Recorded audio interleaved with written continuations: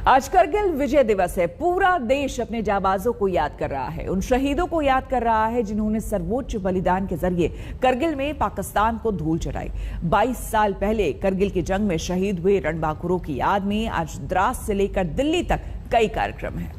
ये विजय का उद्घोष है, ये महाजीत की धुन है, ये पाकिस्तान पर जीत का जश्न है, ये करगिल विजय दिवस के रंग हैं, जिसमें लिपटी हैं शहीदों की यादें, जिसमें लिखी हैं रणबांकुरे की जांबाजी के किस्से, जिसमें मिले हैं भारत माता के सपूतों के लहू। एक अलग ही महसूस होता है यहाँ पे आके, क्योंकि वैसे रोज़मर्रा की ज़िंदगी में हम अपने काम करते रहते हैं, लेकिन यहाँ आते हैं जहाँ पे हमारे फादर थे, हम बाकी फैमिली से भी मिलते हैं जिनके साथ वो लड़े। कई बारी कुछ लोग होते हैं जिनसे वो मिले हुए थे, हम उनसे मिलते हैं और वो हमें बताते हैं उनके बारे में, तो बहुत अच्छा लगता है जान के, क्योंकि अब हम इसी तरीके से उनको याद रख सकते हैं और चाहते हैं कि हम हमेशा उनको याद रखें और उनको हम हमेशा अपने साथ अपनी कहानियों में ऐसे ही लेके आगे चलें। सर्वोच्च बलिदान देने वाले उन्हीं वीर सपूतों को आज देश याद कर रहा है।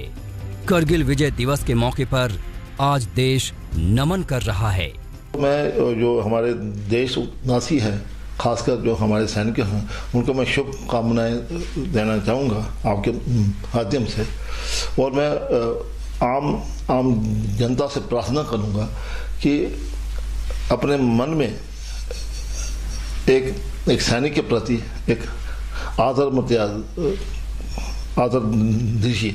आपको जहाँ भी कोई सैनिक किसी भी एज का, किसी भी रैंक का आपको मिलता है, तो उसके प्रति एक आदर की भावना मतलब रखिए। तो ये एक बहुत महत्वपूर्ण दिन है ये हमारे लिए, और बहुत गौरवशाली दिन है हम सभी भारतवासियों के लिए। संदेश मैं ये देना चाहूँगा कि दुश्मन हमारे आसपास में हैं, तो वो हमेशा ये चेष्टा करते रहते हैं हमें नीचे गिराने की, हमारी प्रगति को रोकने की। तो मेरी अपने युवाओं से यही संदेश है कि हम यूनाइटेड हों और हम में समाज और देश की सेवा करने का जज्बा हो, जैसा कि कैप्टन विक्रम बत्रा जी ने दिखाया है। उस प्रकार का जज्बा यदि हम में होगा, ये जरूरी नहीं है कि युद्ध भूमि में शहीद होने से ही देशभक्ति होती है।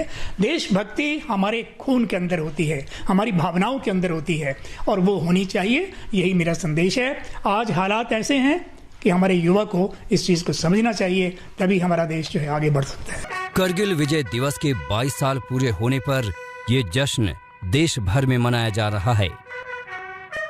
द्रास की इस पवित्र भूमि पर शहीदों को राष्ट्रपति रामनाथ कोविंद और CDS बिपिन रावत करगिल विजय दिवस पर श्रद्धा सुमन अर्पित करेंगे। तो वहीं दिल्ली में नेशनल वॉर मेमोरियल में रक्षा मंत्री राजनाथ सिंह और तीनों सेनाओं के प्रमुख शहीद हुए जवानों को श्रद्धांजलि देंगे। उत्तरी theatre commander lieutenant general YK Joshi, जो खुद भी करगिल युद्ध के दिग्गज और वीरता पुरस्कार विजेता हैं, लद्दाख में कई कार्यक्रम के गवाह हैं। अदम्य साहस की ये ऐसी कहानी है कि जिसे सदियां याद करेंगी, जिसे सुनकर पाकिस्तान आज भी कांप जाता है। वो साल था 1999, जब 3 मई को करगिल को लेकर पाकिस्तान से जंग छिड़ गई थी। शुरुआत तो चोरी छुप के पाकिस्तान ने की, लेकिन खत्म हमारे जांबाजों ने उसे धूल चटाकर किया। 60 दिनों के इस युद्ध में पाकिस्तान की कमर टूट गई। करीब 18,000 फीट की ऊंचाई पर करगिल में लड़ी गई इस जंग का पटाक्षेप 26 जुलाई 1999 को हुआ था। परिवार का बच्चा सेना में जाना चाहिए? जी बिल्कुल जाना चाहिए।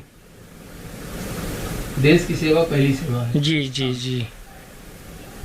गर्व होता है उनके शहादत पर? जी जी बिल्कुल। और हमको फख्र है कि मेरे भाई ने ऐसा काम किया, और ये काम सबको करना चाहिए देश के लिए। करगिल में चारों खाने चित होने के बाद पाकिस्तान आज भी कराह रहा है। उसकी हिम्मत नहीं कि आंखें दिखाएं।